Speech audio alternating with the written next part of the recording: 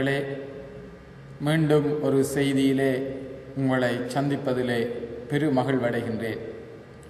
இன்றைய உலகச் சூழலை சற்று ஆழமாக கவனித்தால் அழிவு கலாச்சாரம் ஆக்கிரமித்து வருகிறதை பார்க்கலாம்.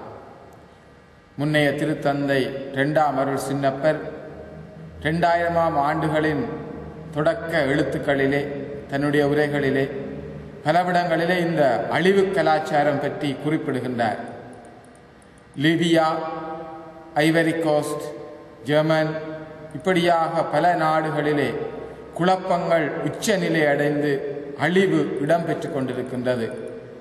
மனித நேயம் மங்கி சமூக நீதி சரிந்து மக்கள் மத்தியிலே பகைமையும் பூசலும் வளர்ந்து வருகின்றன. உலகமயமாக்குதல், தாராளமயமாகுதல் இவற்றின் தாக்கத்தாலே வரையறை மீறிய லாபத்துக்கும் மற்றவர்களை அடிமைப்படுத்தி ஆக்கிரமிக்க வேண்டுமென்ற ஆதிக்க வெறியும் எங்களுடைய சமூகத்தை பிளவுபடுத்தி மனித வாழ்வை நரகமாக்கி வருகின்றன. இது உலக அரங்கில் மட்டுமல்ல, நாம் வாழுகின்ற எங்களுடைய சூழலிலேயும் எங்களுடைய குடும்பங்களிடையும் இத்தகைய நிலைப்பாடு இருக்கிறதை நாங்கள் பார்க்கலாம். இந்த நிலை மாறி மத்தியிலே நீதியும் மனித நேயமும் மனித மாண்பும் வளர நாம் அனைவரும் உழைக்க வேண்டும். அதற்காக எமது ஆன்மீகம் எம் தலைவர் இயேசுவின் ஆன்மீகத்தினுடைய மறு பதிப்பாக மலர வேண்டும். விழிப்புணர்வும் விடுதலை வேட்கையும் செயல்திறனும் சமுதாய ஈடுபாடும் எமது ஆன்மீகத்தினுடைய இன்றியமையாத கூறுகளாக மாற வேண்டும்.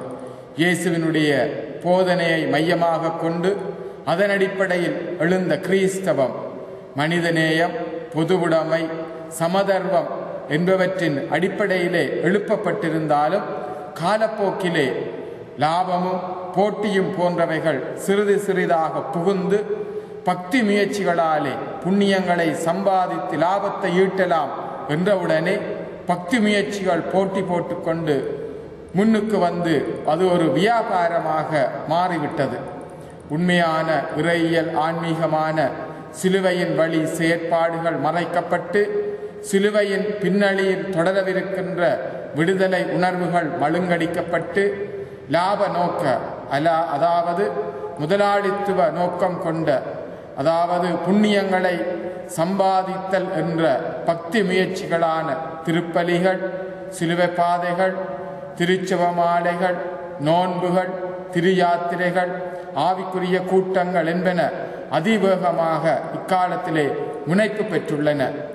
இறைமக்களினுடைய ஒருங்கிணைக்கப்பட்ட குழுமமே திருச்சபை என்ற உண்மை மழுங்கடிக்கப்பட்டு தனி மனிதனுடைய ஆன்மீக மீட்பே திருச்சபையின் இலக்கு என்பது போன்ற செயற்பாடுகள் எங்குமே இடம்பெற்று வருகிறதை பார்க்கலாம்.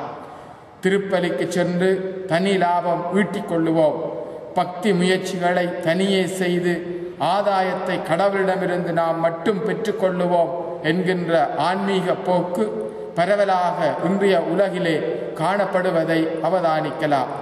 சிலுவை வழி கொண்டு வந்த அனைவரும் மீட்படைதல் என்பது இங்கு செயலற்று போக எத்தனிப்பது போன்று தென்படுகின்றது. தூய பவுல் கூறுவது போன்று கிறிஸ்துவின் உடல் ஒவ்வொருவரும் அதனுடைய தனித்தனி உறுப்புகள். கடவுள் உடலை ஒன்றித்து உருவாக்கினார். உடலில் பிளவு ஏற்படாமல் ஒவ்வொரு உறுப்பும் மற்ற உறுப்புகள் மீது ஒருவித கவலை கொள்ள வேண்டும் என்று இப்படி செய்தார். ஓர் உறுப்பு துன்புற்றால் அதனுடன் சேர்ந்து மற்ற எல்லா உறுப்புகளும் துன்புறும். ஓர் உறுப்பு பெருமை பெற்றால் அதனுடன் சேர்ந்து எல்லா உறுப்புகளுமே மகிழ்ச்சியுறும், பெருமை பெறும். இத்தகைய ஓர் ஒருங்கிணைப்பு ஆன்மீகமே இன்று அவசியமாக தேவையானது. இந்த ஓர் ஆன்மீகத்தை இம்மத்தியிலே கட்டியெழுப்பிக் கொள்ளுவோம்.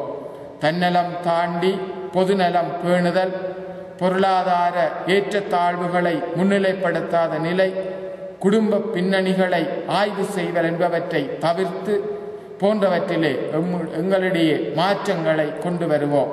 நீயும் வாழ்ந்து பிறரும் வாழ வழி செய், உன்னையும் பிறரையும் வாழ விடாது வாழவிடாத கூட்டொருமைப்பாட்டையும் ஒற்றுமையையும் குலைக்கும் சக்திகளை சின்னாபின்னமாக்கின்ற சுனாமியாக நீ மாறி தீமையை பேரழிவுக்கு உட்படுத்து.